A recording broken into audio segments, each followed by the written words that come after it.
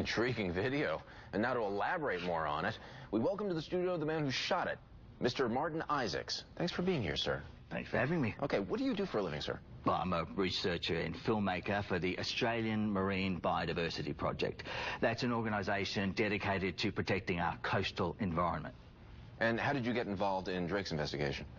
Well, Colin contacted our agency and a lot of other ocean-based organisations asking us to let them know if they saw any unusual shark sightings. So when I got this on video, I called. All right, tell us about this footage. Well, I was in Western Australia. It was in March during the shark cull. I was diving. All right, so whoa, what's a shark cull? Oh, but that's a new policy this year where they're catching and disposing of large predatory sharks in areas where people have been killed recently. Okay, like thinning the herd kind of thing. Yeah, okay. Yeah, it's pretty controversial. They say they're just doing it this once, but, you know, who knows? So you're documenting this. How? Well, I'd go out on the water and film the harvest whenever it was happening. And when it wasn't, I went diving with schools of great whites to get some beauty shots. All right, let's take a look at that footage once again. It's a big one, eh? 15 Right, yep, here we are. We were just shooting these clips to celebrate the grace and beauty of these animals. Come right at you. And then you caught this. Right. What is that? Yeah, I saw some shark go by that didn't quite fit in. What'd you make of this thing? Well, at first I thought it was a great white with some kind of skin condition or, I don't know, it had sustained damage. Drake, did you have the same initial assessment? What was yours? Well, it certainly is the size of a great white, but there's more going on than just the skin. Take a closer look at its back. Okay. You can see bumps along its spine. Right there on both sides, right? Yeah, that's more than just an abnormality.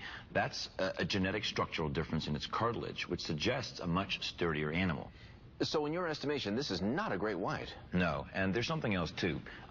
Take a closer look at that pectoral fin. Okay. Right on the back edge, right near the body. You see that point? Yeah. That doesn't fit the taxonomy of great whites either, or any other large shark known today. But it does match another animal. If we could get that picture back up. The freeze frame. Yeah, all right, so here's the freeze frame from Jake Skelton's sailing footage, right? And right over there, right near the body. Well, I'll be darned. A point on the pectoral fin. Yeah, this is the same species, just a much bigger animal, which means that the shark in Australia is not an adult great white, it's a baby megalodon. Phew. Unreal. Mr. Isaacs, this is the footage just as you shot it, nothing's been altered? Mm-mm. Straight from my camera to your studio. Have you ever seen anything like this before? 17 years I've been in this business, and I've never encountered anything like it. Well, this was the logical conclusion to my theory. If Megalodon is still around, then of course there's more than one, and of course they're reproducing. And now you appear to have proof. Well, this video makes sense of the other events, too. The attacks in South Africa happened 11 months earlier.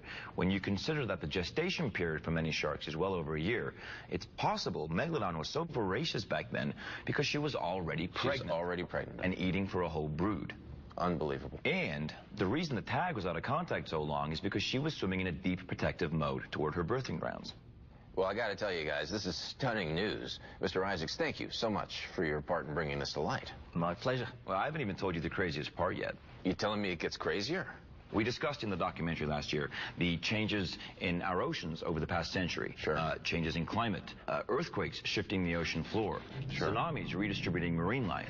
I personally believe that conditions are right for Megalodon to make a comeback. We have to stop denying that they exist and do something about this issue now. Wow.